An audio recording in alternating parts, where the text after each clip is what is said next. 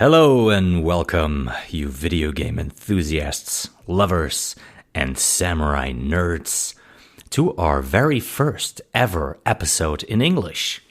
This is a little something special because normally we talk German, and secondly, I'm not alone. So I do this video game podcast with my good buddy Kai, but since he's not nearly as much samurai nerd as I am, I nerd out alone today. In this episode about one of my all-time favorite video game series, Onimusha, and its newest mainline title announcement. After 18 years. I'm very, very happy about that. So naturally, I want to connect to as many Onimusha fans out there as possible to share infos, theories, and news. Me, since I'm a little kid, I always got excited about samurai movies, games, mangas, animes, books, you name it. So there will be a lot of recommendations in this podcast episode. If you're interested in that, and maybe you have some for me too along the line. So what will this episode be about? I will give a little overview about the series. What's it about? Its last entry. The newest trailer. And lastly, my hopes, dreams, and theories I have. So, let's go. The action-adventure games of the Onimusha series were mainly released on the PlayStation 2 and were made by Capcom.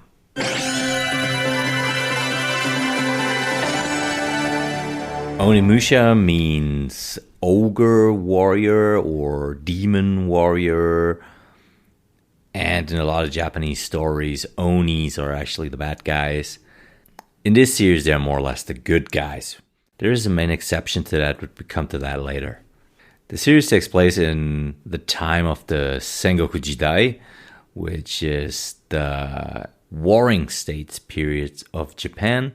And as the name suggests, it mixes in supernatural elements like monsters, spirits, demons, puzzle boxes, demon weapons, Genma Onis. Gameplay-wise, besides the supernatural puzzle boxes, is pretty much a third-person combat game where you fight with swords and pole arms, bow and arrow, you name it. A unique thing about it, and definitely a trademark of the series, is the Oni gauntlet that lets the character suck in the souls of the defeated enemies, which works like a experience point system. Overall, the game series was pretty successful, even though you gotta say that it was successful at a time where it was not like today with the bazillions and gazillions of dollars. It was a little bit less, but still successful. The series has 4 mainline titles and 3 of what you could call spin-offs, if you count the browser game. Yeah. Another very special feature of the game, and a pretty cool one as well, is that for every game they have different actors that lend their faces, not necessarily their voices. For the first game they had Takeshi Kaneshiro, which got me in my youth to watch all the movies with Takeshi Kaneshiro I could get my hands on. He lends his face to the most famous character in the Onimusha series, which is Samanosuke Akechi. Hero of the first game and the third game. For the second game, they did a quite special thing in which they got the likeness of an already deceased actor, which was Yusaku Matsuda. And I always wondered how they got the rights for his face, if they would go and talk to the family, or who would have the rights, if there would be his agency who would have the rights to sell his face. Kind of weird, but yeah, I don't know. That was something I was always asking myself. And then for the third game, they actually even got Jean Reno Allô? Henri? Which is a very famous actor from France. If you don't know any of his movies, I can recommend Ronin, very good. It has Robert De Niro in it as well. Then there is Luc Besson's Leon the Professional, which is also very good. It has a very young Natalie Portman in it.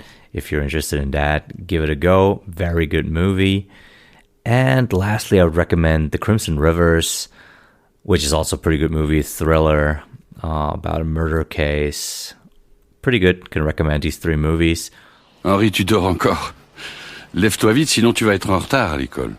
Little side note here, Jean Reno, in an interview that I read back in the day when Onimusha 3 came out or was about to come out, he said in an interview that he thinks that video games are a waste of time. And my young teenager self, actually, I was pretty mad about it. But in that same sentence, he actually said that he also thinks that movies are a waste of time. And I don't know, to this day, I feel that it's kind of weird to be an actor that stands in front of the camera for the big screen, and to think that movies is a waste of time. I don't know, kind of weird deal, but whatever. N'oublie pas de te brosser les dents. Et si tu vois Yvette, la voisine d'à côté, dis-lui que je passerai la remercier pour le dîner de l'autre soir. And in 2023, there came out an Onimusha anime, and there they had licensed the likeness of the most famous post-war actor Toshiro Mifune. He is very well known. He has a lot of samurai movies as well. The most famous samurai movie that he stars, which is from Akira Kurosawa, is Yojimbo.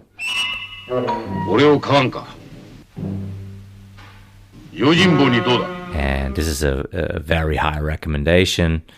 I'm a huge fan anyways, but like Yojimbo 1 and 2, very, very good. Keep the name Toshiro Mifune in mind. He will come back later when it's about theorizing. Now let's take a quick look at the first game. Onimusha Warlords was released in 2001, and it had been in development for quite some time. It actually started out on the PS1 and was supposed to be some sort of Resident Evil in feudal Japan, which it kind of is. But it becomes very obvious if you watch the original trailer for the PlayStation 1 version. It looks very like to Resident Evil 1 and 2. Even the animations. If you want to play a game that feels a bit like how this looks, there is a little gem for the PS1 that is called Soul of the Samurai.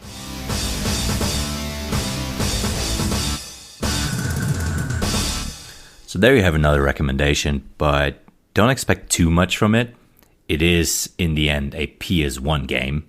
But yeah, still, if you like like the original Resident Evil, yeah, this looks and feels a bit like the original PS1 Onimusha trailer looks like or feels like.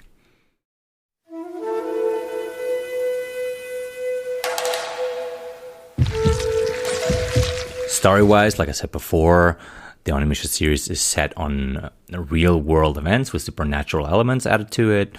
We start out at the Battle of Okehazama, and here we have Oda Nobunaga, which is a real-world feudal lord who conquered pretty much, you could say, all of Japan. He was the first unifier of Japan who set an end to the Warring States period, pretty much. That's for the real world. In this game, he, in the Battle of Okehazama, gets, while he pretty much is celebrating and laughing his ass off that he already won the battle, he's getting struck down in the throat by an stray arrow.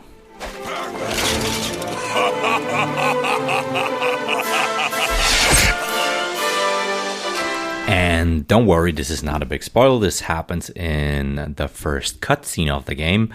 Back in the day, at the beginning of a lot of games, there were CGI cutscenes back to Nobunaga. So he dies, and in his death, he apparently goes to hell, and there he makes a pact with the Genma demons, and they resurrect him from the dead. So now he can go on unifying the land with the help of demons. A little side note here to Nobunaga is that, historically speaking, he apparently was very violent. So I guess this is a little bit of a mix-up of that kind of historical part of his character. So overall in the game series, we always play the samurai who stand against Nobunaga and the Genma. This brings us to the main character of the first Onimusha game, which is Samanosuke Akechi. He is loosely based on Mitsuhide Akechi, who was the retainer of Oda Nobunaga, who famously killed him in the Honnoji Temple accident. This is an entirely different thing, but in the third game they pick up on that. And Samanosuke is going to save a princess. Yeah, that's a classical trope. But Nobunaga sends out some of his ninjas to abduct a princess. And of course, he wants to drink her blood. But Samanosuke can, of course, not let that happen. So he goes to rescue her. And on the way there, he is confronted by a demon. And in that battle, he dies. I think he dies. I'm not 100% sure, but I think he dies. And because the Genma are on the rise and have in the past annihilated the so-called Oni. The game is called Onimusha, huh? So yeah, the Oni give their power to Samanosuke in the form of the Oni Gauntlet. This gauntlet gives Samanosuke the power to absorb the souls of the defeated Genma, which he can use to power up the gauntlet, power up the orb that is inside the gauntlet that looks like an eye. He can use the souls to level up his swords, his armor. He can have souls that replenish his health, and some souls also replenish his magic power. So with all that, Samanosuke goes on, and of course he fights Nobunaga, and without going into too much detail, he defeats him, but Nobunaga's soul can escape somehow and get into a new body, which brings us to Onimusha 2, which is my personal favorite Onimusha. And here our main character is a very famous samurai, which is Jubei Yagyu. Jubei Yagyu is known in Japanese folklore, for example, as some sort of a Robin Hood, you could say. There are a lot of stories of him wandering the countryside on what is called the Moshi-Yugo, which is the warrior's pilgrimage, and he helps a lot of farmers and, you know, the common folk. That's what he's known for. And he fights the authorities, not necessarily to mention that he's a sword master. So in Onimusha 2, his village where he's from, which is of course very fittingly called Yagyu Village, is destroyed by Nobunaga. Everybody in it is getting killed.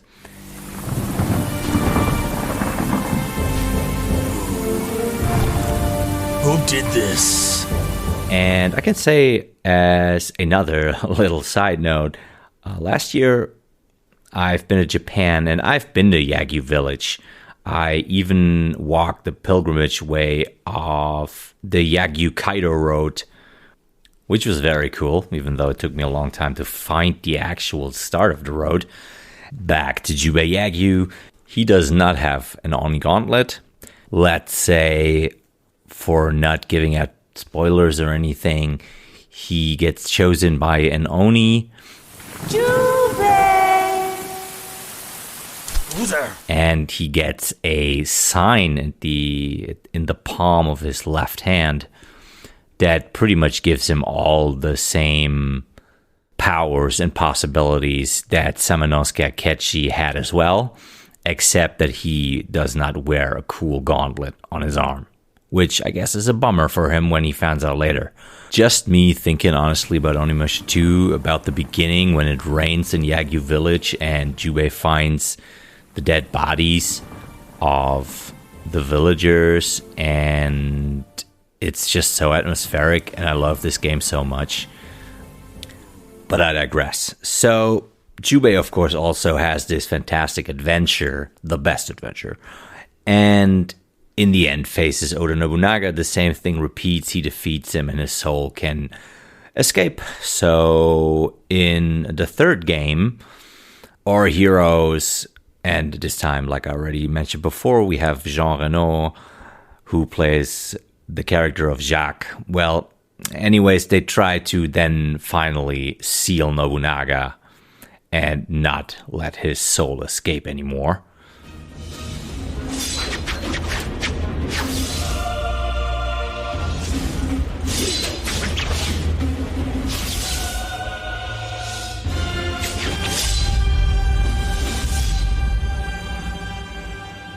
The third game also saw that the beloved hero Samanosuke Akechi return, and now you think, how does Jean Reno fit into a samurai game? The third game had the Genma have a time travel machine. It actually is made pretty nicely. It fits, it's cool. So in game 3, finally, they defeat Nobunaga and seal him into the Oni Gauntlet or Oni Orb, and we were left with wanting more. And a couple of years later, we got a fourth game, and that was Onimusha Dawn of Dreams.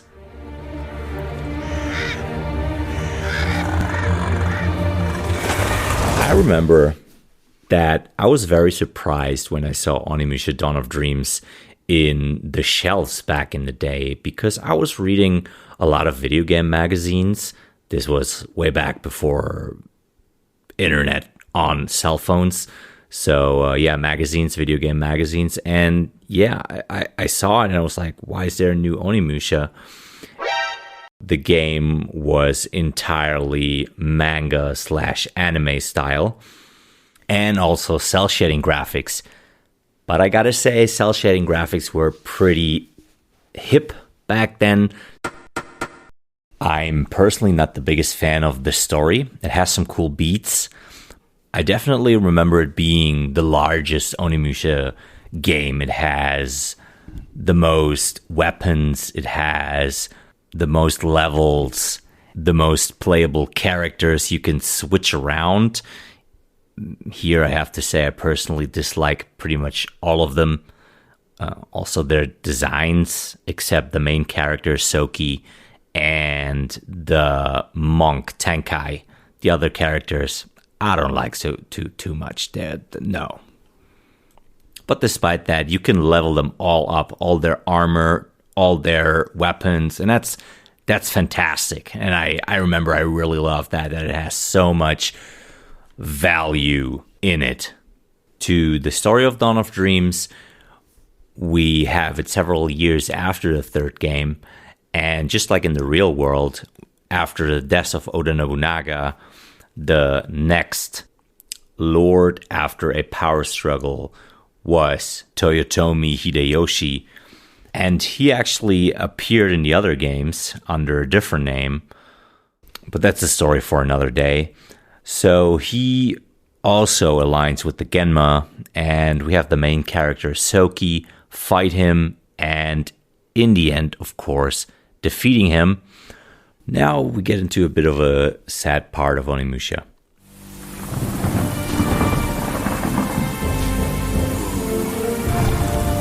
Who did this? Onimusha 1 was back in the day the most successful of the Onimusha series. At the very least, that's what I could find online. And the second game sold less than the first one. And then the third one, where they even, like I said, they had Jean Reno, sold even less than the second one. And then Dawn of Dreams sold even less than the third one. So yeah, they killed it off then. Which was 2006, so 18 years since we got the last mainline title. Ew! What the fuck? They tried to make a card game, or, well, they made a card game. I think it was a browser game, which also had some anime commercials, which I personally think are horrible and have almost nothing to do with Onimusha. And, well, in this case, I have to say, luckily it failed, but that's just subjective. So if you like it, enjoy it, if that is still possible. So then it went pretty quiet around Onimusha. For a fan like me who every couple years or so went back to the game series and replayed it, it was always kind of sad. And I always hoped that there would be a new game, or at the very least a sign of life, which we got. In 2019, there was a remaster of the first Onimusha. And I have to say, I was very, very happy about it. I bought it on PlayStation and I bought it on Switch. And I mainly played it on my Switch. And I replayed it on all difficulties. And I played all the extra games. I remember becoming part of the Reddit, of the Onimusha Reddit. And was reading up on everything I could find. It was also not selling very well. I can say that straight away. It was not selling well. And so, yeah, there went that. Even though that the actor Takeshi Kaneshiro, he returned to re-record the Japanese audio. And man, I think it's a shame. But what can you do? Except, buy the game and play it again and again. Then silence again. And after 4 years, I think it was the end of 2022, they announced an anime. And I was straight on fire. The trailer for it was fantastic. It made one of my biggest wishes come true for the Onimusha series. When I was a teenager, I always wanted to play as Miyamoto Musashi, as an Oni warrior. And in that trailer, we saw that the main character of the anime would be Miyamoto Musashi. A little thing about me is that actually, besides being a big samurai fan in general, I'm also a very big fan of Miyamoto Musashi. I have read the famous book of Eiji Yoshikawa. I have read almost every manga I could find, and there are a couple that are about Miyamoto Musashi's life. The most famous one, and the best one, of course, is Vagabond. But I also want to mention I'm not a fanboy. I said I read the book of Eiji Yoshikawa, which is a classic, but I personally did not really like it. I think it's an okay book.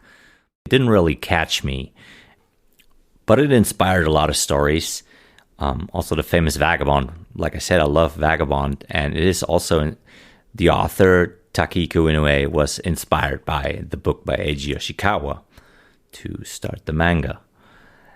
And I mention it because it's important. It had such a big impact on the depiction of Miyamoto Musashi, and a lot of stuff that's from that book.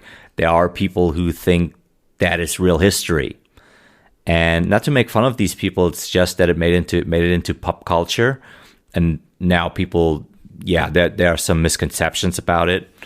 A bit about Musashi, he is the most famous samurai. I think he's personally, like pop cultural, he's more famous than any other samurai.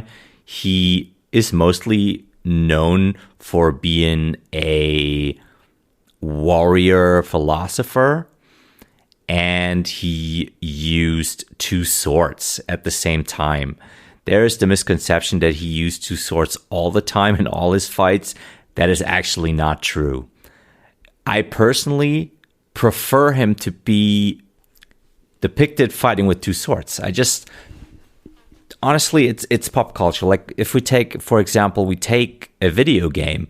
It's a video game. I don't need it to be realistic. That's just me. I know there are people who want it realistic and all that jazz. That's fine. You do you. But I personally give me that two sword style sweetness. I love that. It's super dope. And I love to see it made in a cool way. There are some video games who really excel on that. The ones that come to mind right now are Neo 1 and 2, and also by Team Ninja, Rise of the Ronin. I can very much recommend these three games, but I have to say they're pretty hard. The easiest one among them is Rise of the Ronin, and I can wholeheartedly recommend it. But if you have a hard time progressing in the game because the mechanics are too hard for you, then I recommend to you, put it on easy, have a good time. It's a fantastic game. Back to Musashi, he's also known for having fought the most duels in world history. And from Musashi back to the anime trailer, in that we see that the enemy is going to be supervised by Takashi Miike. Takashi Miike is a very famous Japanese movie director. As a teenager and as a young adult, I watched a lot of his movies, his earlier stuff, and he became famous for doing very brutal, very gory movies. He made a lot of Yakuza movies, and one of his most famous movies is probably Ichi the Killer. I liked it back in the day, but I gotta say, if you want to watch it, it's really only for adults. It has a lot of gore in it, and it has a fucked up story. But despite of Ichi the Killer, Takashi Miike made a lot of movies over the years, and not only violent and gory ones. So sooner or later, he landed in Japan's movie high society. I don't know how to call that, but yeah, I mean, he made it big. And over the years, he also made a couple of samurai movies, and it's recommendation time again. He made a movie that is very brutal, but I really love it, and that is the movie 13 Assassins. There is an uncut version with a scene in the beginning of the movie that, trust me, you don't really need to see. But despite of that, the movie is really, really good. I really enjoyed watching that, and that is a big recommendation. If you want to see a brutal samurai movie, watch that. Fantastic. Now, the next big name that was in that trailer was Toshiro Mifune. I mentioned him before, and they licensed his likeness. Yeah. They licensed his likeness for the anime, so Miyamoto Musashi can look like Toshiro Mifune. Actually, I gotta say, he looks like the likeness is not very precise, because it is an anime and it has like anime aesthetics, and they not try to replicate his face 1-to-1. But if I would take a guess, then they took him how he looked in the movie Yojimbo. It is where he was a bit older, and that fits where Musashi in the anime is. He's not the young guy in his prime, he's older, and he fought all his famous battles. Little tangent here. 2024, the new take on the TV series Shogun aired, and it was very, very good. Highly recommended. But there was an original one. And in that original one, Toshiro Mifune played Toranaga, for everybody who watched the 2024 Shogun show on Disney+. Watch it if you haven't and you're a samurai fan. It's very good. I would even say if you're not a samurai fan, it's a very good show. Really, really good. Well, and in the original Shogun show, there was Toshiro Mifune playing Toranaga. All right, back to the anime. So it didn't end there. Like, after these two big names, they even had a third big name, and that was Kim Jung-gi, who sadly passed away in the October of 2022. He was very well known in the art scene. He could draw almost anything out of his imagination, and I like his style as well. He's pretty cool. They had him for the anime as well. If you want to watch some stuff, I can recommend you to go on YouTube, and there is a video, or probably even more videos, but I have a certain one in mind. I just don't know what it's called, but it's on the channel of Proco, so there you can see some of his art and also see him draw, which is pretty amazing. If you're only interested in his artwork he did on the Onimusha anime, then I can tell you that you can see it at the end of the last episode. It says in memory of Kim Jung-gi, and then they show the artwork that he did for the anime. So 3 legendary names on that anime, and the trailer, honestly, I was so hyped. I also think the trailer is fantastic. So even if you are not interested in watching the anime, I recommend watching the trailer. It's just 2 to 3 minutes of your time, and it has this fantastic song of Måneskin that is called The Loneliest. So this trailer in combination with that song, fantastic. And so 2023, the anime aired, and I straight up watched it in, I think it was 2 sessions. I had to. And I gotta say, I loved it, with the caveat that it is actually not too Onimusha related. There were not too many reasons to call it Onimusha. It has a good story. It has this certain madness when it comes to violence that Takashi Miike is known for in his storytelling. But to call it Onimusha, it was lacking a lot of stuff. Where, at that time when it came out, there were, at the very least, what I was reading, there were some fans who were really raging. I got to personally say, I can understand when you're upset, but to go wild online and be hateful, I can never relate to that. Yeah, but other than that, apparently it was a success. I can't really say.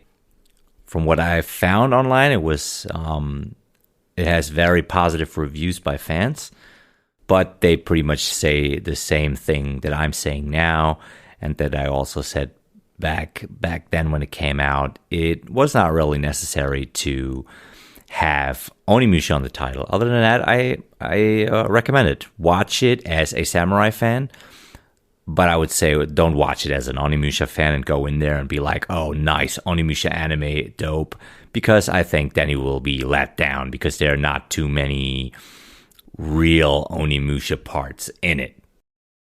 An important thing in that anime was that they changed something with the gauntlet, and that was that apparently from what I understand watching it multiple times, is that Musashi is apparently refusing the Oni and the Oni gauntlet. He only takes the power that comes with it so he can defeat his enemies and not die in that moment. But he prefers to not use it. But they don't do a very good job in really bringing that over in the anime. If you just watch it once, there are some nuances you can pretty much miss. But despite of that, like when I was watching it for the first time, I was hyped and I thought that the idea would be that in that orb, that it would corrupt him, and that would be because in that orb is the soul of Nobunaga, and Nobunaga was then corrupting the 1 or 2 souls or whatever, how many Oni are connected to that orb. And yeah, I mean, Nobunaga was a Genma Lord, so I thought that would be the idea, and that's not the case, so no spoilers here. But I thought that would have been pretty dope to have Nobunaga's soul in there, and that would have been the reason for Musashi to, sometimes be one part where he goes into some sort of a rage, berserker rage, or whatever you want to call it. But, well, that's not the case. Anyways, there's a part in the anime, and it's also in the trailer, if you only want to watch the trailer, where Musashi, I think he is talking to either the guy with the glasses or the monk, that he could lose a part of his humanity. They don't say it in the exact same way like that. And again, this will become important later. One last thing I want to say about the anime is that it is not clear, and from what I know, not officially stated if the anime is canon or if it is a spin-off. And now we finally made it to the part where we talk about the new announcement. On the 13th of December 2024, the official video game awards show was taking place, and it was the 10-year anniversary. And that was reason enough for the Keeley Jeff to really flex hard and showing how many connections he has in the industry to show exclusively on his video game awards show what they are developing right now. And apparently he has connections to Capcom, because they showed the first trailer for the new Onimusha game. And that is called Onimusha Way of the Sword. Which, it is a fantastic title. It gives me goosebumps. Great, I can't wait. But now we're gonna talk through the trailer. And I gotta say, I watched it over 50 times.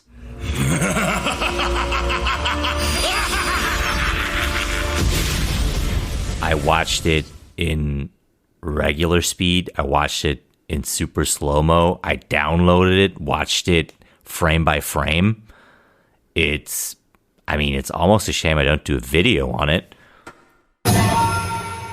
The trailer is 1 minute 45 seconds. We start with a look on a temple that graphics-wise looks fantastic. It's night, but I gotta say, the temple is not any temple. It is the famous Kiyomizu-dera temple in Kyoto.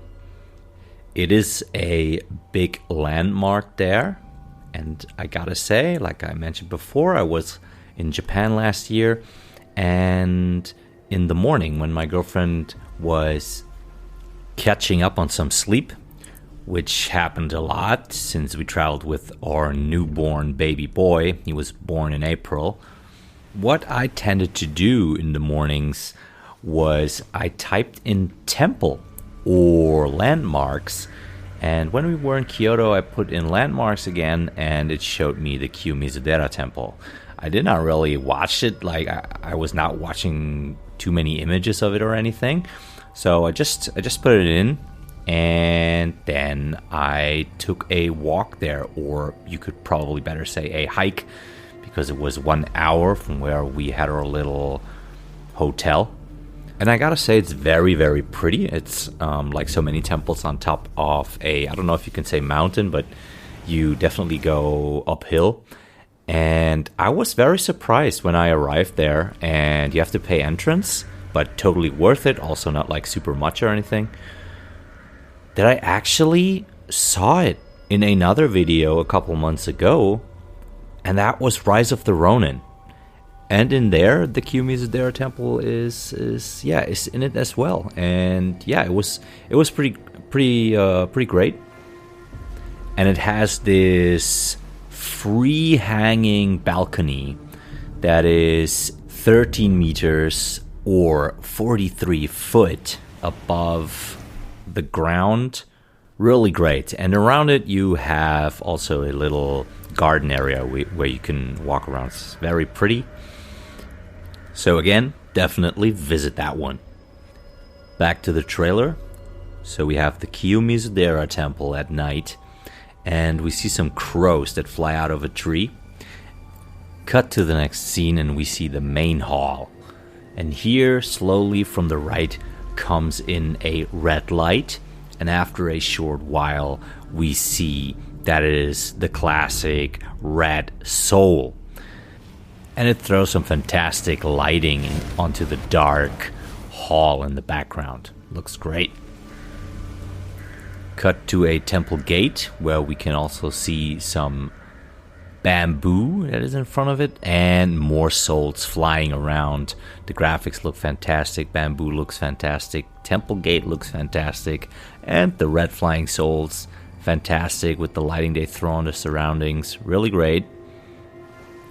And very atmospheric, and that really lets me hope for a game that does not forget that Onimusha always had one foot in the horror genre, and that the atmosphere always was a big part of it, a big part of the game.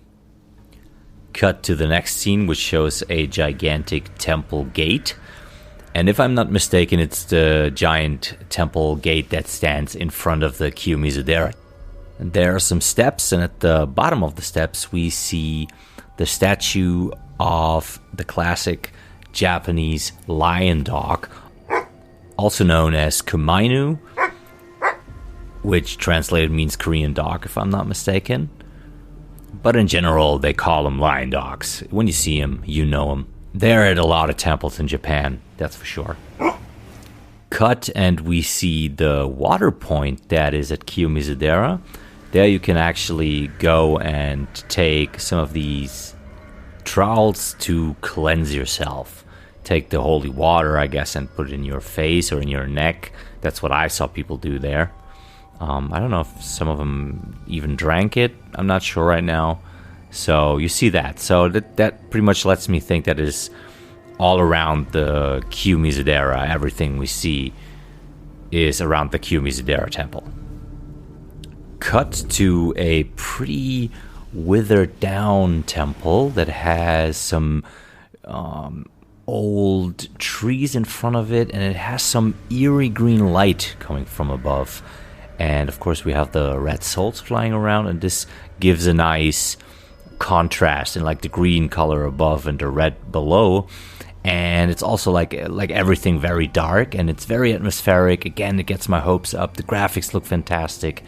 And yeah, very creepy, you could say. And in the background, I think we see even that this temple, this you could say rundown temple, it is in a stone wall. It looks like it is in a maybe in a mountain, you could say. And that lets me think of the first Onimusha. And there is in the beginning a temple that is, I don't know if it is underground, but definitely in a mountain, in a mountainside that leads into it. Cut back to the main hall of the Kiyomizu-dera in a wider angle, and we see these red souls flying around, and now we see in the darkness a person standing, and that person holds up something in front of his face, and we see a very familiar blue light coming up that is pretty much guiding all the souls towards its center. As an Onimusha fan, we straight up know this is the Oni Gauntlet, and it's sucking in the souls of the defeated enemies. Cut to a warrior who, just like I said, he holds the Oni Gauntlet in front of his face. His other hand he has at the hilt of his two katanas at his hip. And when I saw this for the first time, I thought it was Samanosuke because he is wearing some red clothes, and red and black. At the very least, that's how it looks in the beginning. At that point, I had not watched it so many times, so I had not seen that he's wearing brown pants. I'm not sure if this is not on purpose to really have him wear somewhat of the same colors to give you some sort of a resemblance to Samanosuke. Quick reminder, Samanosuke, hero of the first and third game. Cut to a close-up of the Oni Gauntlet, and it looks fantastic. It looks to be made as if out of gold, or somewhat like that, some material like that. It looks very cool, and you can see the Oni orb, which is blue, and has the eye in the middle. And then, shortly before we cut over to the Capcom Presents, it lights up. An important moment here was definitely that when it said Capcom Presents, that there was no more doubt. I mean, it was already when you could see the Oni Gauntlet, but Capcom Presents, 100%. There could be no doubt about it that this is not Onimusha, it is Onimusha. So the hype train rolled in. The Capcom Presents slowly fades out with some fantastic soundtrack and some great sound effect.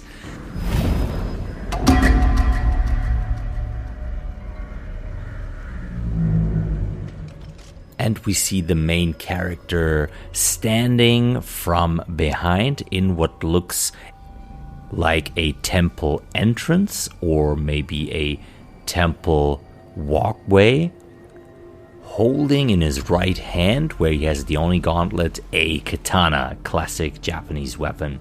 Behind him now descends a second sword, which is at first blurred and then it gets into focus.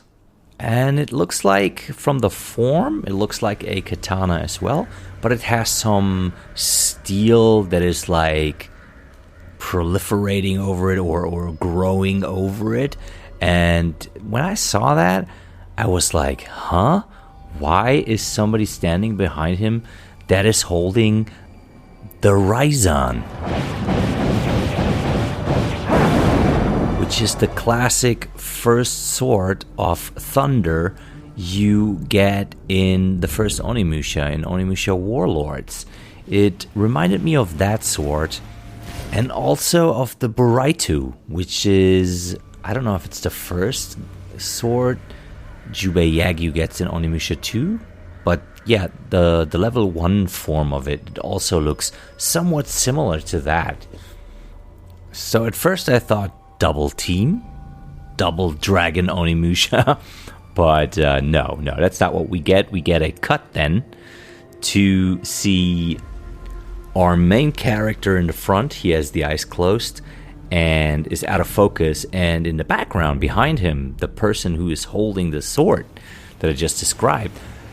It is a first look at the new Genma design, and I think it looks fantastic. It looks menacing, demonic. I'm just in love. It's a fantastic design.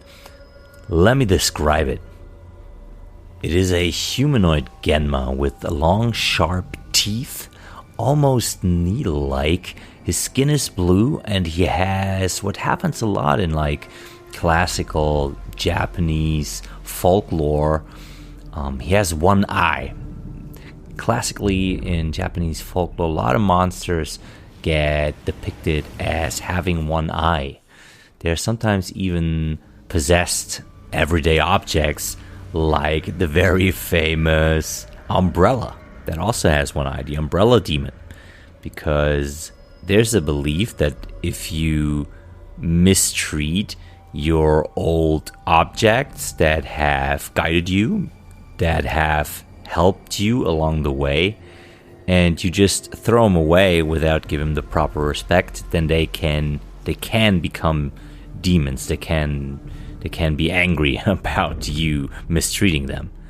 But yeah, this design, this Genma, he also wears something that looks like a classic kabuto, which is a helmet that was worn by the shogunate officials who were walking in the streets, pretty much the medieval Japan police force, you could say. And from under that, you can see something that looks like dreadlocks. Not like hair dreadlocks, but like dreadlocks in the way of like made out of his skin. Somewhat like the Predator from the movies with Arnold Schwarzenegger. And he wears clothes that look like they are made out of skin, out of human skin. This is maybe a long shot, but that's, when I look at it, that's what comes to my mind. That's where my imagination takes me.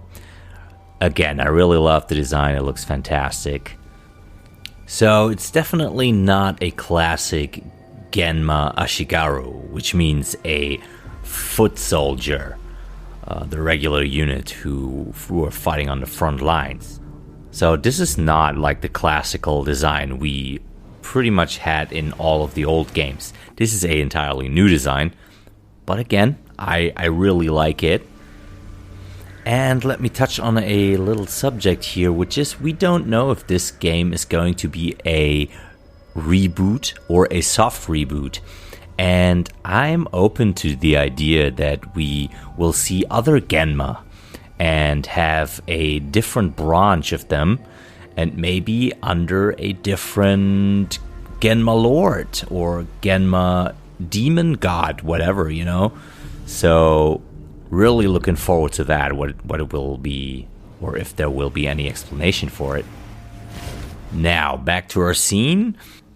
The Genma gets slowly out of focus, and our main character's face gets in focus, and he opens his eyes. Cut to the sword descending upon his head, which he parries with the katana, and he's only using one hand. Now, an interesting detail here is that we can see the tsuba, which is the part of the katana that guards the hands, and they sometimes have intricate designs.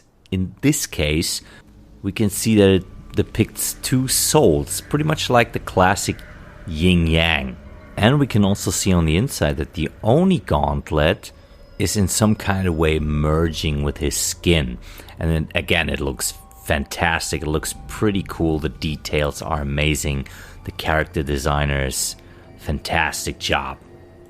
So after he blocks with one hand, we straight up cut over to a clash of swords. And the trailer now does a lot of cuts where it very fast shows us some actual gameplay, but mostly what I think is parries in the game. But I will talk about that in a bit.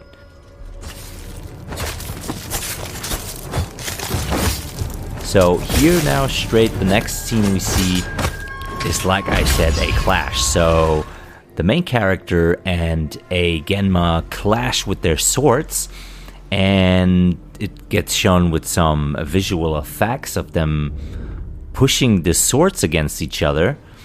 And that actually happens in the original games as well.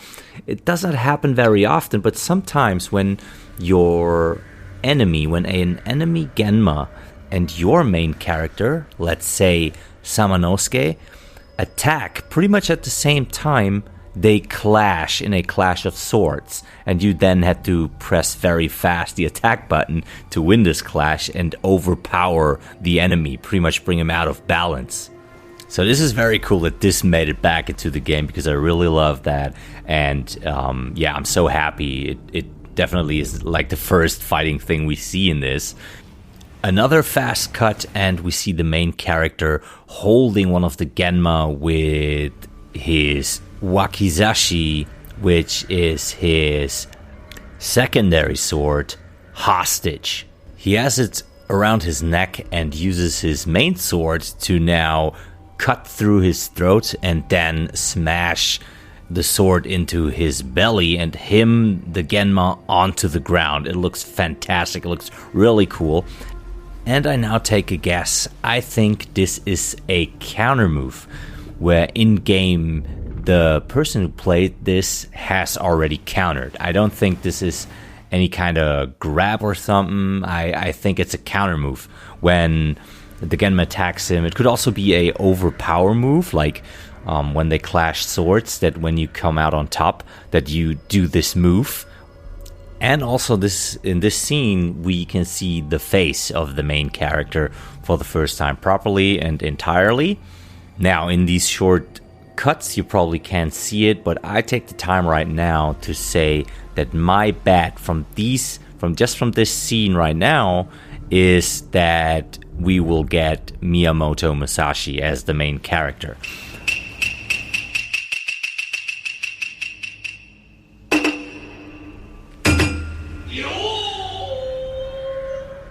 Two things in that scene. The first point would be that he's using two swords. Two swords in pop culture is always Miyamoto Musashi. Not always, but like a lot of times when it's samurais and they are using two swords, it's Miyamoto Musashi. And also the face we see, it looks a lot like Toshiro Mifune. Like a young Toshiro Mifune, and like I said before, they had his likeness for the anime, and it makes sense that they would have struck a bigger deal to have his likeness not only for the anime but also for this game. And this game is probably also in development for a longer time, since they can also show this gameplay, which already looks this good.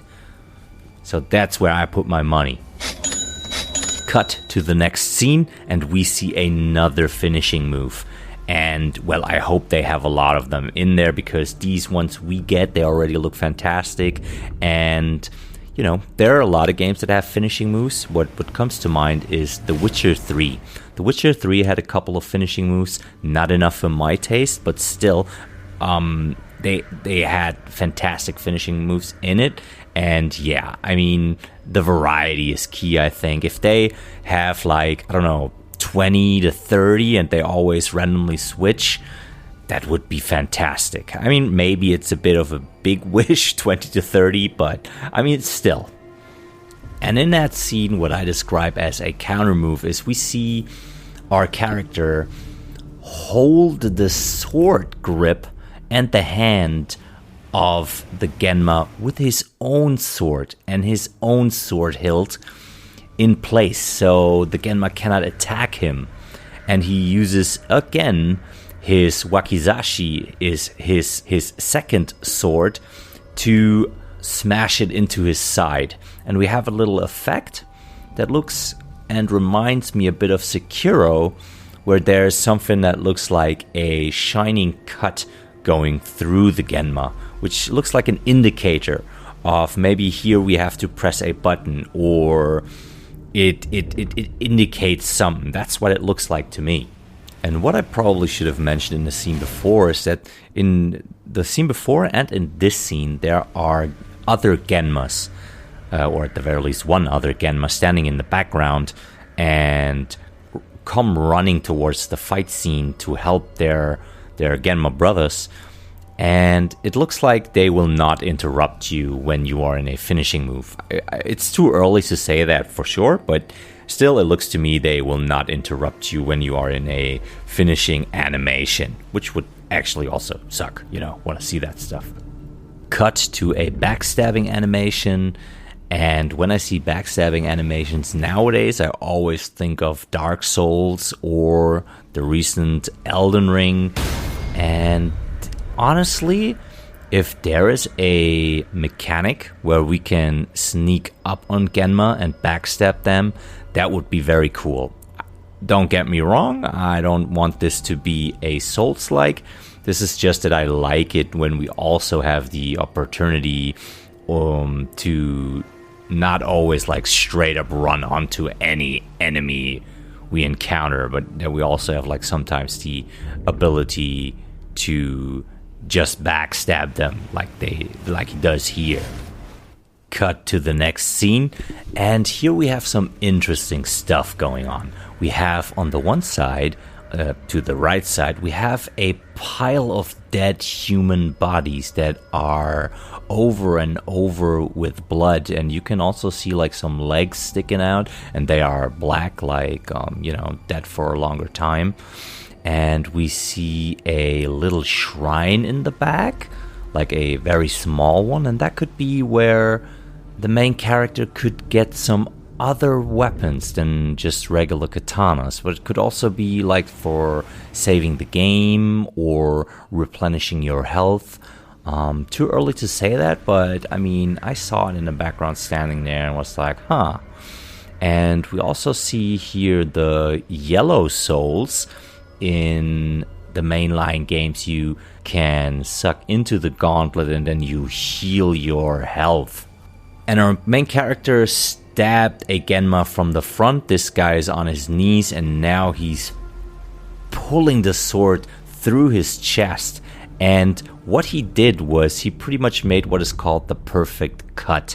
The perfect cut is from the shoulder to somewhere above the ribs, I think. And that pretty much in the real world lets you cut somebody in half or somewhat, and without having the katana damaged. Nani? And here he does it, and we can see that he is dismembering the Genma. His upper body part is flying with blood effects. And again, we have this white cut effect. And also his sword getting a blue lighting. And that blue lighting gets, you could say gets sucked into the sword. Not into the gauntlet, but into the sword. I guess it's another mechanic. I'm really interested what that will be. This is, it's very interesting. And then we have another cut to a cut scene. We will now don't see gameplay, but we will see the main character fight a group of Genma. And the choreography is fantastic, and it reminds me of classic Onimusha choreography in the CGI cutscenes, or even in in-game cutscenes where it's a bit more realistic. But very good. It's thought through. It looks fantastic. And so what do they do? Our main character is evading attacks from the Genma that have surrounded him, apparently. He does something we saw with these, what I think are parry moves, because when this Genma swings at him and he's evading, he grabs for the sword and holds it tight. And with his other sword, he holds the sword in place. And so the Genma is pretty much not able to move. And then he realizes that there's another Genma coming from behind, and he's kicking him away. And the kick, it looks fantastic. It has so much power behind it, and it looks really, really cool. And then he turns back to the Genma, which sword he's holding, and he headbutts him. And it just looks fantastic. It's super dope.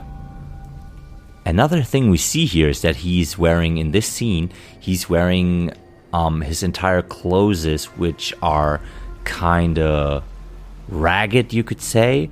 In the other scenes, here they are entirely intact, and they are black, reminding me of the clothes he was wearing in the Onimusha anime. Not necessarily one-to-one, but like the entire black outfit, you could say.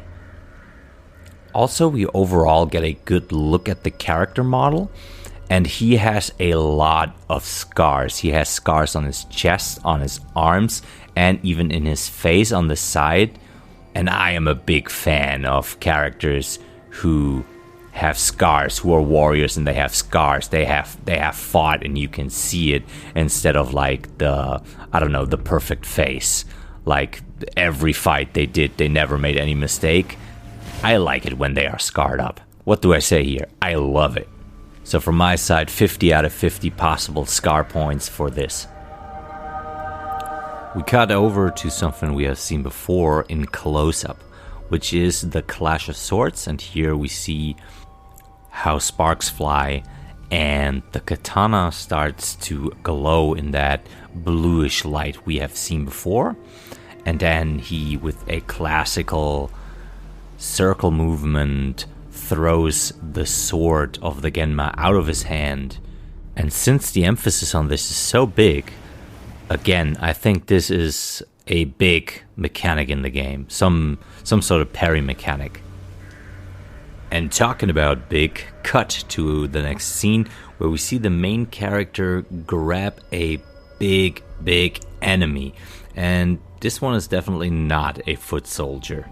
Size-wise, I think he can be compared to the Gacha, which is the big ogre-like creature. Maybe he's even bigger, actually. And so the main character grabs his what looks like a gigantic ponytail with all his might and pulls him to the left and throws him for like a tiny bit away. This guy's really big, so. But what's very interesting is that it's on that monster, it's actually not a ponytail. Remember that I said that the new design for these new Genma foot soldiers, they have like these appendages on their heads. Like this stuff that looks like the dreadlocks from the Predator. Upon closer inspection, this gigantic enemy has like one big appendix that comes out of the back of his head. And overall, he is full of what is called ofuda, if I'm not mistaken.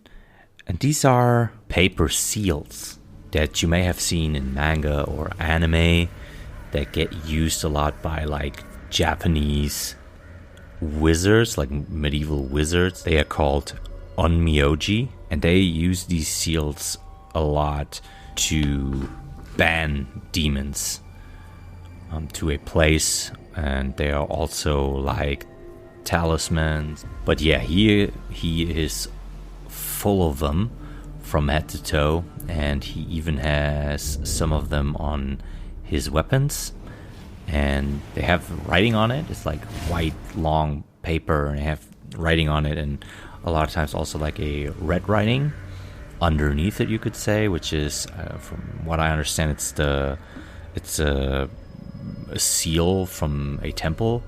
And that lets me think that the Genma were maybe somewhere around the Kiyomizu-dera, or they were sealed inside the Kiyomizu-dera, and at that point maybe Musashi comes there. Or maybe he gets even called there, who knows. And then, yeah, they escape, or they get released, or whatever. There are a lot of possibilities, and we have too little detail yet.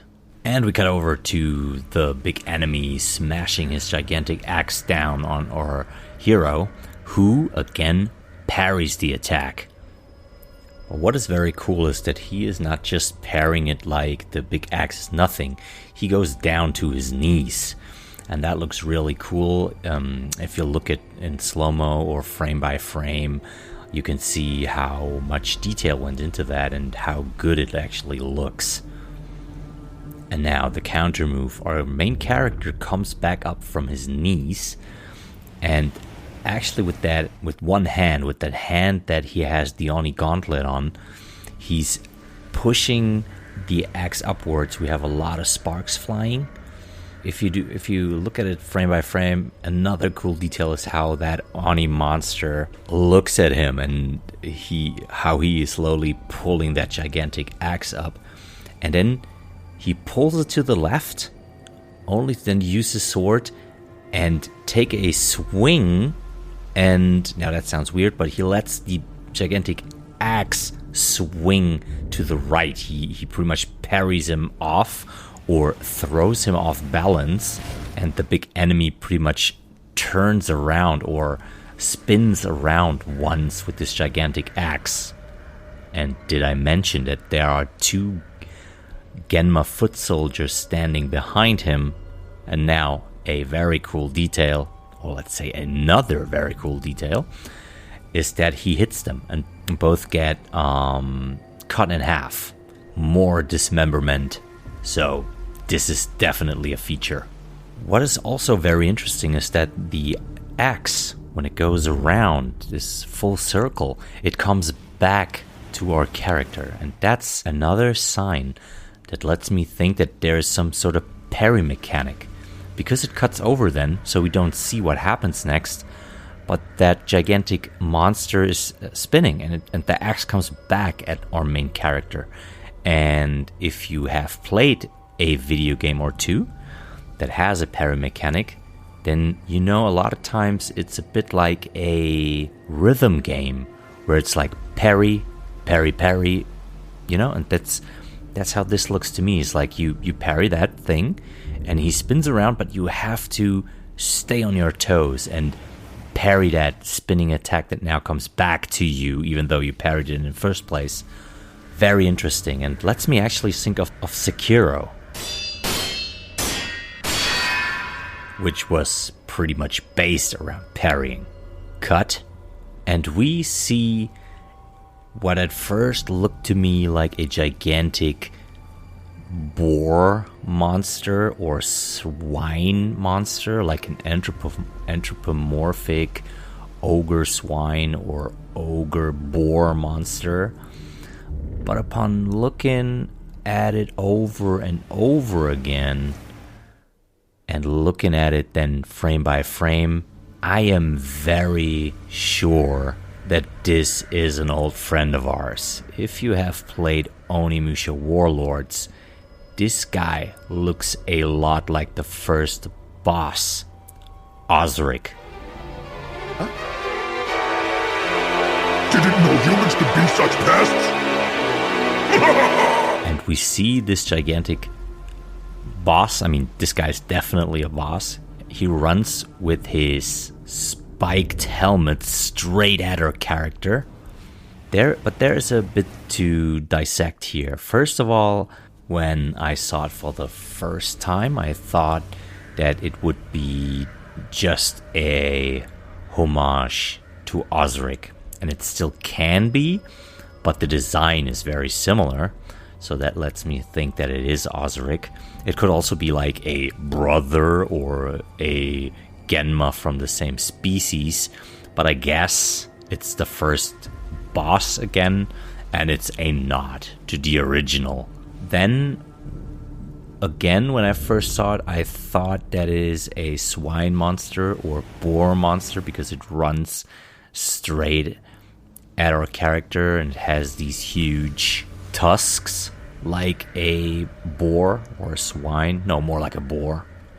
And his armor is like in the original, where you have the Genma, where it appears that the Genma have a similar, that they built similar armors like samurai, just made out of steel and be more crude. But here they have, the armor has these carvings, these intricate carvings, and that reminded me of the armor parts of the now really swine guards that protect the sleeping Gargant in the Onimusha 3 intro. Check it out if you want, and you can see what I mean. There's a certain similarity. Now, furthermore, if you look at it frame by frame, you can see his armor looks like an updated version of Osric's armor, pretty much as if you would put him in today's graphics. He also has a big club as a weapon in one hand, just like Osric in the original. He has the same skin color, and furthermore, if you watch it frame by frame, then as closer as it gets, and you can see his helmet up close, you can see the design of like a, I don't know, demon or deity or whatever that's supposed to mean, with like crazy eyes. But underneath it, you see his mouth, and it looks or it reminds me a lot of Osric. And there's it's a very, very cool detail you pretty much can only see if you watch it frame by frame, that there is drool dripping out of his mouth while he's running towards our main character, who also comes into view on the left, and you can see that he's this all goes very fast. So again, frame by frame, he's preparing to parry the attack. From the camera angle, it looks like it is a cutscene, but I don't think it's a cutscene. I think they just placed the camera behind the character and then let the animation go. And as closer as this gigantic monster comes, again, I heavily think it's Osric or a version of him. You can see the teeth underneath the spiked helmet, and another very cool detail is he even has stubble. You can see that he has stubble if you look close enough. And on his armor, you already can see that, but I know that because I watched what comes next, or what comes after. He has tsubas, the katana guards for the hand. He has a lot of them hanging on his belt or on his armor. They hang on strings from his armor, pretty much implying he killed a lot of humans and collected these tsubas. And then inevitably he clashes with the sword of our main character, and again there are sparks flying. And what is very cool, oh man, so much cool stuff here, is that our main character is visibly, like, we can see his face. Again, he looks a lot like a young Toshiro Mifune. He's visibly struggling. You can see he has his eyebrows and wrinkles. He's really struggling to keep that gigantic monster who's running straight towards him off. And I love the facial animations here. They just look so good. And if we go on here frame by frame, we get a better look at this gigantic monster's teeth. And again, they remind me of the big teeth of Osric. What is very interesting is that we can see that there is a ominous blue light coming out of his mouth. Don't know what that means. Could be some sort of ghostly power that resurrected him and holds him together because he died so many years ago. But who knows? Cut, and we zoom out, and now we see the sheer size of it compared to our main character. Talking about comparisons, again, I have to say it looks a lot like Osric when it comes to size. But also here we see that he has his helmet pulled down, almost touching his mouth. And Osric has pretty much the same. And on his gigantic body, he has like ragged old clothes and a lot of makeshift armor because he is so big, and apparently his clothes are made of human parts, or at the very least they kind of resemble them. And again, here we can have a better look at the armor, and it looks like a samurai armor, but with all this intricate detail on top of it, again, like the armor parts of the swine guards from Gargant. Another interesting detail is that we see here how he pretty much is, like I said before, he's storming, running towards our main character, and he is destroying either a house on his way or a small wooden shrine. There's definitely a lot of debris at the bottom of his feet, and he's running through it. And what makes me believe it's more likely a house or a hut is that in the background we can see a lot of old huts withered down, and yeah, I guess so this place existed for a long time. And even further in the background we see, I think it's a mountainside. It could be like in the original that it's down in a cave, and there's either an opening in the mountain or it is a monument that has a pillar of light that is like white and yellowish light with a lot of particle effects. Again, I could imagine that this is either a gate into the Genmanda world, or it is something that has kept them from escaping. Now back to our main character. Like I said, he is pretty much deflecting the storm of that big guy, and of course, I guess because of the size comparison, he cannot just deflect him to the side or whatever. He would still be hit. So what he does is he holds him off for a second, and then he pushes his head up and rolls beneath his feet. Nani? And again, I guess this is when you time your parry or your block just right. I guess you have to do that if you don't want to be stomped into the ground. Then you can pretty much evade his attack, like full frontal attack, and you can evade it straight on. You probably can strafe to the side, left or right, or you will, like he does, do that and deflect it and pretty much have this little animation, then roll beneath his feet to not get any damage. And what I didn't saw before is that this boss guy on his armor also has parts of samurai armor. He has some arm guards hanging there, and I also think some of the leg guards. Not sure about the leg guards, but definitely one of those arm guards I see hanging there. Cut. And now we see our main character running up from behind onto this boss, and he's jumping from his leg to his hip onto his back, and then pretty much from the back jumping off into what will be an, let's say overhead attack. But we go a bit onto the scene here. In the background we can see a broken torii gate, which are, you probably know, these are these big red Japanese gates.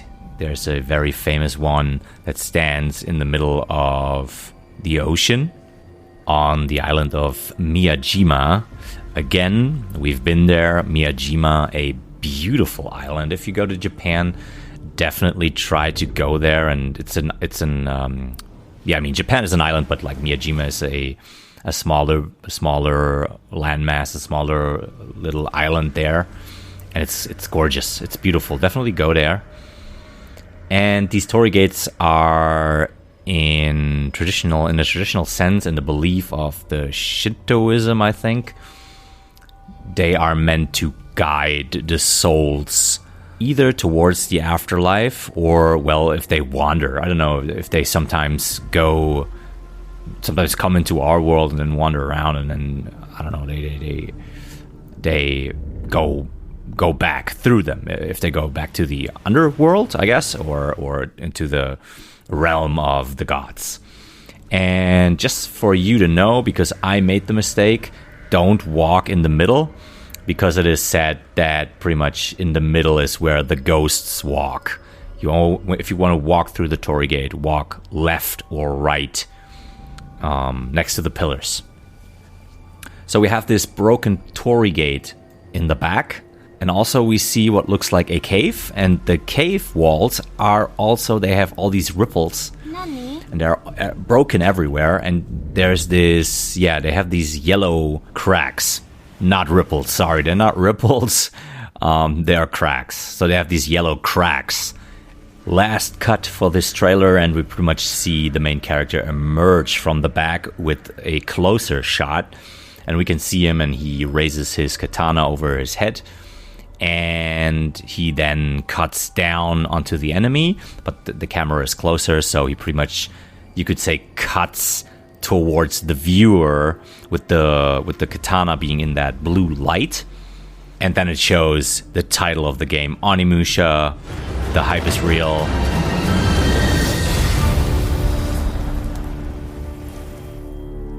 New game after 18 years. Could we ask for more?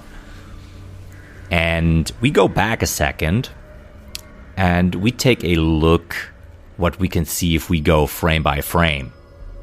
And that is, first of all, fantastic facial animations again, where we can see the guy, the main character, looking like Miyamoto Musashi. You can... Nani? Not looking like Miyamoto Musashi, looking like Toshiro Mifune. And you also get a very good look at his gigantic big scar on his chest. There's a really, really big scar. And there's this one moment, only this 1 second frame, where we can actually see one of the eyes of the big boss monster. And it's glowing yellow. Pretty much all the monsters so far had glowing yellow eyes. And keep in mind, there was this pillar with the glowing white, yellow light. So maybe there's a connection there. That this thing is maybe even something that resurrects some of the Genma. And that could also mean maybe we are in this scene, maybe we are in the vicinity of the old Gifu Castle, which is the castle from the first game, where the first game takes place, and which also appears in the second game. I think it also appears in Dawn of Dreams, but I'm not sure. Also not sure if it appears in Onimusha 3, but definitely it is in 1, and it's definitely in 2. So we see his yellow eye from that big boss monster, and he looks up, he looks towards the main character, I guess in surprise, because he's about to die, and this looks like a cutscene, so I guess he will destroy him. Osric losing again, dying again. How could I die? By the hand of a human! And yeah, if I look at it again, like I'm saying Osric again, like it looks so much like him. It looks so much like the first boss. And also with that eye just barely looking under the helmet. Osric vibes all around. We again can see that there's this blue light coming from inside of his mouth. Again, I don't know what it means, but it's definitely there. You see his crooked teeth. And I just realized it was not the last cut. The last cut comes now, where the character reaches a certain point and it cuts even closer, showing him with the sword in blue light. And in the next cut, we can have a little bit of a closer look at his right arm, which is also scarred up a lot. And here I'm not sure if these scars that go towards the Oni Gauntlet are made by the Oni Gauntlet or are scars of his previous fights. Could be both. And yeah, then we get the name of the game, which is Onimusha, and the subtitle for this game is Way of the Sword. It has no official number, also I guess because it's so many years, and we have to keep in mind that the Onimusha series was not, selling that well, sadly enough, even though they are these fantastic games. And the subtitle for this game is Way of the Sword, which is a fantastic title, and let me tell you, Way of the Sword lets me think, again, straight up of Miyamoto Musashi, because the Way of the Sword gets pretty much not attributed, but gets connected to Miyamoto Musashi a lot. And it's pretty much, if you have Musashi in a manga, or in a lot of mangas, it's this kind of play of words or this kind of sentence, like the Way of the Sword, it gets used a lot. So this makes me think it's Miyamoto Musashi. I'm very sure about that, or I think that this is what it is. But there's the one and only voice line we get in this trailer comes now, and that is when supposedly the main character says, "Feels like I'm getting less human by the minute." Feels like I'm getting less human by the minute. And we then see when the game is about to release, and it's 2026. It's on the one side a bit of a bummer, because I would have loved to play this game in 2025. On the other side, I'm a big advocate that the developers take their time and polish the game and give us a good game instead of having it riddled with bugs or anything. But as a fan, of course, we waited 18 years. What's these 1 or 2 years more? So again, the sentence, "I'm getting less human by the minute," lets me think about the anime, because there's a part in the anime trailer where the monk or the samurai with the glasses talk to Musashi and ask him if he is losing his humanity on the way of the sword. Not one-to-one, this is not one-to-one what they say, but something along those lines. And me and a couple of other people online were straight up thinking about the Onimusha anime. And I'm pretty much guessing it's about that part in the trailer, which is another indicator that this is probably Miyamoto Musashi. Which, again, I know I said that a lot, but it really gets me hyped. As a teenager, I always wanted to have a Onimusha where Miyamoto Musashi was the main character.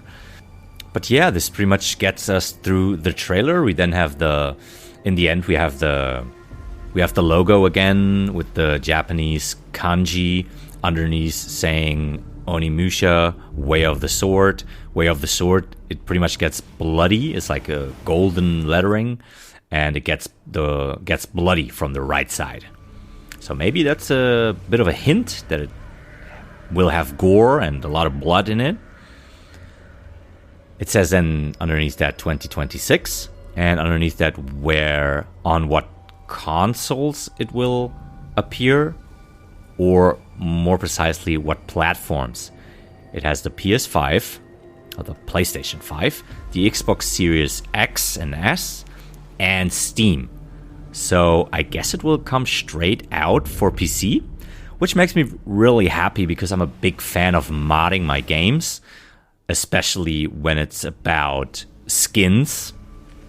And I definitely know there will be people who will make extra skins for this game. Like I always thought, like, why was there never, I mean, maybe there is, I don't know. But why is there no skin of Scorpion in Sekiro? Because Sekiro also has this kind of rope dart. But anyways, underneath that we can see that there is a Onimusha Way of the Sword YouTube channel. There's an Onimusha Way of the Sword Twitter channel, or X channel, how it's called now, stupid name. Then there is a Onimusha Way of the Sword Facebook page and a Onimusha Way of the Sword Instagram page. Then we have a hashtag, which is the hashtag Onimusha, and we should definitely use that in the future to have the people who are in charge see that there's an interest. So whenever you post on any kind of social media, use the hashtag. I think that will greatly help them out. And then we have the official site, which is www.capcom-games.com/Onimusha/WS/. Then there is a QR code. I hope it's called QR code in English as well. In Germany it is. And under that, of course, all the trademark stuff from Sony. Bottom right corner, we have the Capcom logo. So now you know absolutely everything about this trailer. And we are ready to go into the last phase of this podcast, which is about ideas, theories, and my hopes and dreams for this game. But before that, the tiniest of nitpicky criticisms. You know, I'm very specific about the time period about Japan that I like, which is mainly the Sengoku Jidai and the Edo period. And the main character here, if you look closely, you can see that he has a Western-inspired cape. And yes, I know this is super nitpicky, but I hope we will get the opportunity to customize him so I can get rid of that cape, which straight up is my gateway into my hopes and wishes. And I just said it, I would love customization. In the originals, I remember when I was a teenager and I couldn't go back to like the second grade outfit of Jagyu Jubei in Onimusha 2, or I couldn't go back to the first, or I couldn't go back to a particular design I liked in the demon weapons that I liked more than the third and highest tier of them. So customization, that would be a dream come true. But as I mentioned before, this game apparently comes straight up to the computer. So I'm very sure that there will be dedicated fans who will mod in some new outfits. and mod that cape away from me. Next up, I wish for puzzle boxes. Not in the sense that they will hold your progress in the game or have any super important items in them. For example, what I mean with super important items is like a key for the next door. And if they have them, like, don't make it too hard. I say that not because of me, but because I know that the wider audience does not want that, and they want the game to be more fluid and don't be halted by puzzles. But to me personally, I really love the puzzle boxes. Even though I remember when I was a teenager, I hated them and I always only wanted the Magatama pendants out of the boxes without thinking too much about the puzzles. But as I got older and replayed the series over and over, I really came to enjoy the puzzle boxes more and more, and now I really wish that in that new game we also get the puzzle boxes back, and that if we play through the game, we have the dedicated mode where we just have one puzzle box after the next, and maybe make it like in some of the other Onimusha games where in those puzzle boxes there are artworks, concept artworks of the game, or new outfits. That would be fantastic. I would love that, to have it in the game, but you have to solve the puzzle boxes. I know there will still be people who will hate that, but I think that is a good compromise. Oh, and of course, I almost forgot, in the original there are already bonus costumes. How could I forget the panda costume? Fantastic. Look it up if you don't know what this is about. And next, I hope this game will be an action-adventure and that it will build on the Onimusha formula. We didn't have games like that in a long while, and I think it's underrated. And I hope for it not to be the next Souls-like. Will I hate on it if it is? Of course not. I think we have enough negative haters out there. We don't need more of them. I will still play the game. It's still Onimusha. I will still want to see what they do with that. And again, I have to mention that as much as we love the series, it was not selling too well. So if they would change up the formula, I could understand from the standpoint of course, wanting to sell more, capitalism. But I would love it to be a mix. Or maybe to be... No, I would prefer it to be... If it had to be something in this direction, I would prefer it to be a Sekiro-like.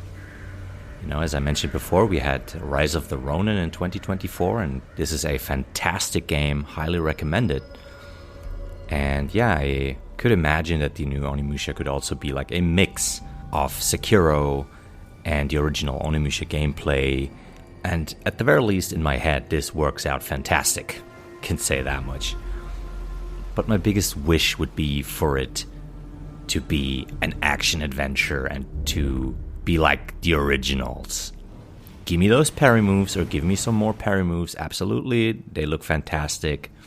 Next up, another thing from that I'm not sure how it will work in the game, because the trailer is so short, and Oni weapons, or demon blades, you could call them as well.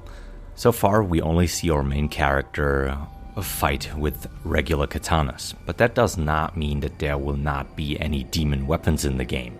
I think we will see more of Onimusha when in the middle of this year, 2025, there will very likely be a Capcom showcase, and I think there we will see the next Onimusha trailer. Or I'm entirely mistaken, and I will be super sad when we will see nothing of the game, but I hope not, So, I hope there will be demon weapons in the game, Oni weapons, but I would also be fine if it is like in the Onimusha 3 intro, where Samanosuke absorbs the soul of the defeated Genma, and then temporarily summons the weapons to be in his hands. For example, he gets surrounded, he absorbs souls, and then he has the Enryu in his hands, the Flame Dragon Sword, and he spins around and it shoots out flames, and the enemies get, of course, burned. And so he cleared his path. And I think that would also be pretty cool and could be a good way to give the demon weapons more impact. But that's not a necessity. Like, I find it also cool if we would get, for example, a mix of all the different demon weapons. Or maybe give us all of them. Do it like they did it in Dawn of Dreams, where they're just simply all of the weapons in there. Like, if you have the Raizan, why not also give us Buraito? While it looks already kind of, looks like the Genma swords they have in this trailer. Or give us the Genma swords, like, just if it's just a skin, Like, we can have the regular swords, regular katanas. Would be cool if they have a little background story, who made them. That would be pretty neat. But, like, you want to fight with the skin of those Genma swords over them, or rather with those, then you let us pick them up and use those. That would be radical. I could, man. I'm getting hyped by my own ideas, man. And I mean, quite naturally, this brings me to the hope and or wish of mine that we also get like the leveling up system of weapons and clothes. Don't bind us to the new looks they get then. Said that before, but I hope that's in the game, that we can, ideally, like in Dawn of Dreams, we have a shit ton of weapon we can upgrade and a shit ton of armor that we can upgrade, or at the very least give them more than 3 levels. And honestly, the game does not even have to necessarily be like extremely huge, but like still, if I make it with like one run, I can have the armor be on level 3, but it's not the end, and I can go into New Game Plus with all my weapons and all my upgraded stuff, and then I can go on and I can, let's just say, I can upgrade it until level 12, and this will be more runs, and it makes me stronger and stronger, gives me more outfits, gives me more aesthetics to choose from. That would be fantastic. I would love that. And more or less my last wish or hope would be that we would get a couple of cameo appearances. And I will say from the get-go, this will be my gateway into my theories that I have. While I know that there are a lot of people who want Samanosuke back as the main character, I personally think it is better to have a new one. It is this thing where you have a good story and it has been told, and now to stretch it out, to tell you more about the character, and you get every nook and cranny. In most cases, you destroy the little mystery you have left. And that's not fun. I think a character needs some mysteries, leave some question marks, makes it way more interesting. Leave some space for the player's imagination. But I said, cameo appearances. I actually think that there is a high likelihood of us seeing Samanosuke in this game. Why is that? Well, as I said before, I think the main character of this game will be Miyamoto Musashi. And the most well-known story of Miyamoto Musashi is that, or was that, of the book from Eiji Yoshikawa, which then got loosely adapted by Takehiko Inoue, which is, I think, the more well-known source nowadays, the manga Vagabond. Fantastic, high recommendation. Said it before, say it again. And like overall, this story, the story of Eiji Yoshikawa, and also there are a lot of myths and folk tales about Musashi. There is an ukiyo-e painting of him where he fights a gigantic bat. And there is one where he fights a gigantic whale that has turned demonic. So, these are easy and fantastic pre-existing ideas that they could easily take and put it into their game. But back to the cameos, we know that at one point in his life, Samanosuke becomes a monk, without going into spoilers here. And at first, I thought that the monk that Miyamoto Musashi meets in Eiji Yoshikawa's book and or in Vagabond, Takuan, that would be the same as the name Tenkai. I don't know why, but my head mixed them up. And so I had that theory that he would pretty much be the same, and we would have like a guarantee for them to meet. So in this way, no. But still, I think there is a possibility for Samanosuke to appear donning a new moniker, walk in this earth under a new name. And maybe, why not again a monk? Why not the name of Takuan Soho? You know, there would nothing to hold him off of it. At the same time, there are a million other ways for Samanosuke to appear. There is not the necessity for him to be a character that is in the book or the manga. They could also just write in Samanosuke as Samanosuke and appear like that. Maybe we even see him at the end, you know, like traditionally every Onimusha game had after the credits, I think, and if you have met certain conditions, you would get a early in development trailer for the next game. I loved it back in the day when I played through Onimusha Warlords and we get the early trailer for Onimusha 2, where Jubei is shown with his iconic eye patch, and I was so hyped to have that in the game. And maybe they keep that tradition up. Show you a trailer at the end where we see Samanosuke's back and he's holding the Bishamon sword again. Who knows? But yeah, that's definitely a hope of mine. But another character, I think, it's almost 100%, is just because Miyamoto Musashi in Eiji Yoshikawa's book and or the manga Vagabond meets at one point Jagyu Tsukishise. And Jagyu Tsukishise, man, Jesus Christ, that's a hard name. And that's Jagyu Jubei. It's just a name he dons later in his life. Yeah, like that, we could really have him in the game. And honestly, I think he will be in the game. And Musashi will meet him. And he will give him some directions or show him a new fighting style. Or maybe he will even give him an Oni weapon. But I think he will be. Like in his old age, he will be in there. And honestly, if he's in there and maybe they already made a deal with the actor who pretty much gave him his face, Yusaku Matsuda, or his agency, you know, made a deal with his agency, and we will see an aged Yusaku Matsuda as Jubei again. And then we would know, holy hell, this definitely means we will get Onimusha 2 because they struck the deal already. But we will see about that. Again, but I think this is one of those cameos I think it will definitely be in the game. Honestly, if not, this would be a gigantic missed chance. Not necessarily have Yusaku Matsuda. If there's no way to struck a deal with the agency, okay, well, then give him another look, but have Jubei in there. We need Jubei in there. He needs to have a little cameo. Come to me, Jubei.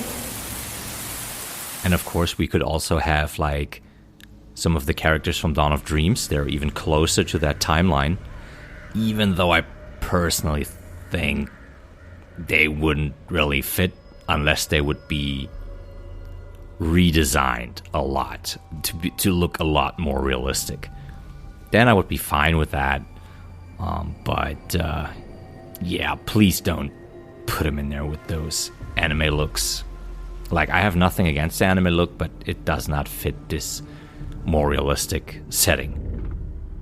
Also, like I said before, like the anime aesthetic from some characters, not all of them, but like, for example, Soki, the main character, I liked a lot. And I mean, it just came to mind. Honestly, there is a hope I forgot. And this ties perfectly to cameos. We need the fucking creepy old dude that's hanging from the ceiling. Yeah. そんなに驚くことはねえぜ. Holy shit, I want that guy in the game. This is a 100% a must. Honestly, like 100%. If he's not in the game, this is the only reason I would riot. Honestly, this guy has to be in there. Alright, on to the next theory. I talked about it before, so I will just touch on it briefly here. But I had the idea that the orb Musashi has in his gauntlet is a corrupted orb. And it is corrupted because Samanosuke succeeded in banning Oda Nobunaga's soul into this orb.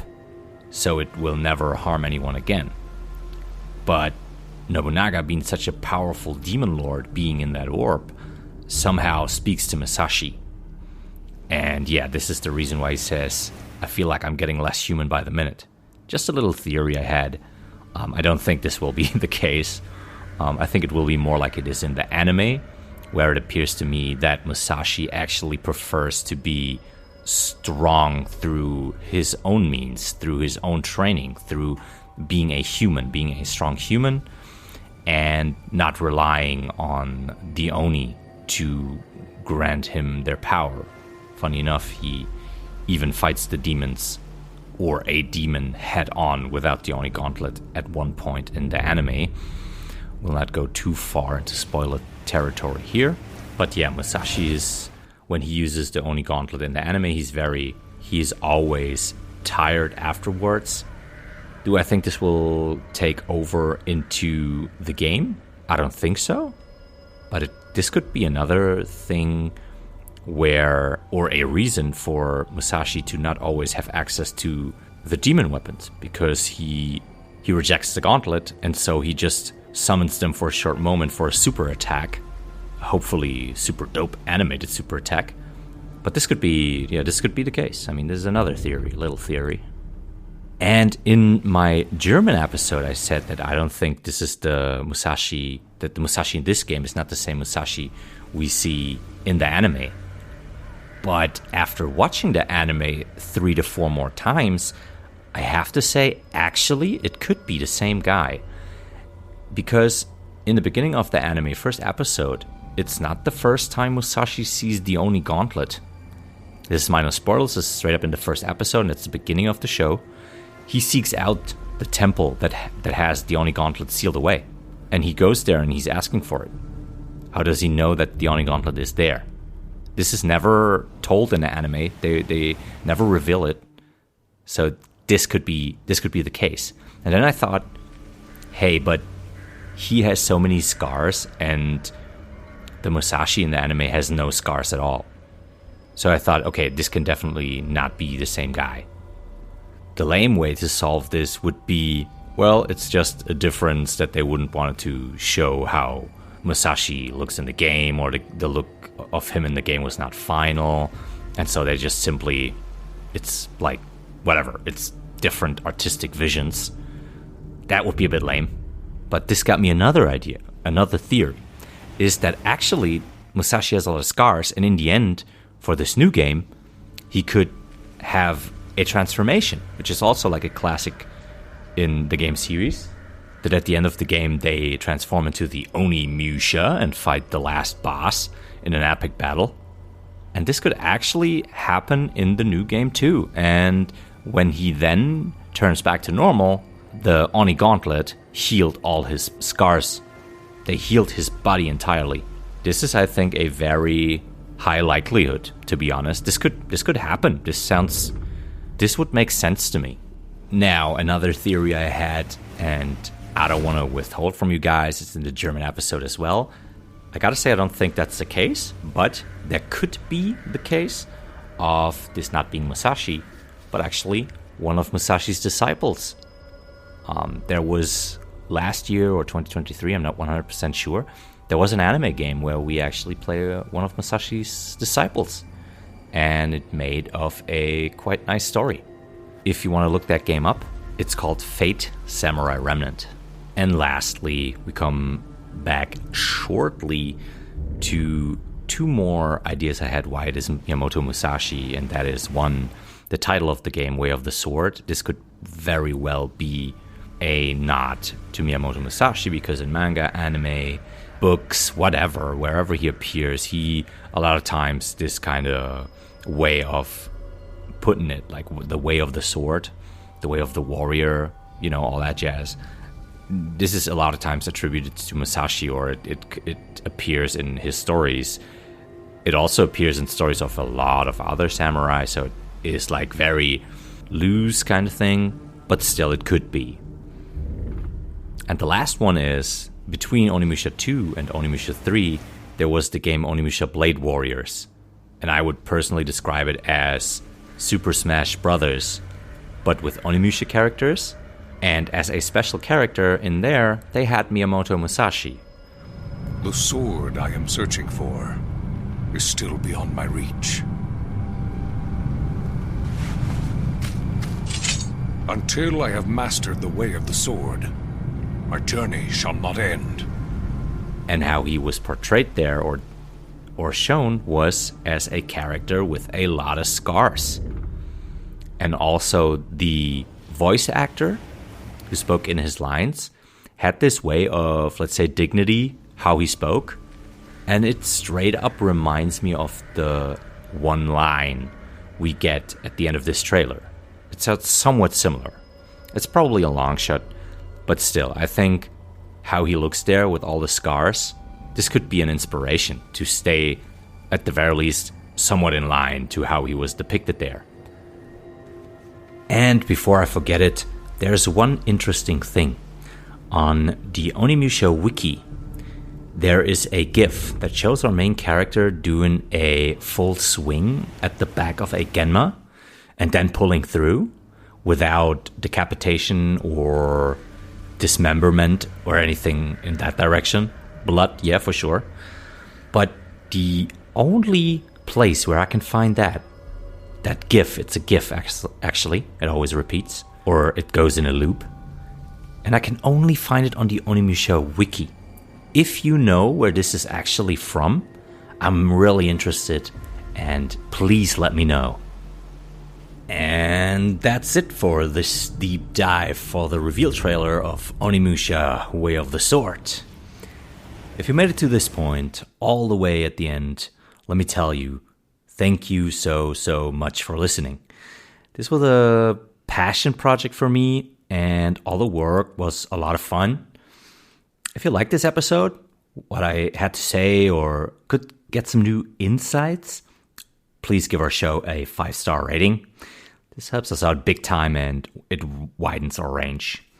If you want to get into contact, collaborate, or just say hello, there are multiple ways to do that. First off, we have an email address that is called haareaufdezähne@gmail.com. But yeah, well, wait, I know, this is hard. So I will spell out for you. It's HAAREAUFFEZEHNE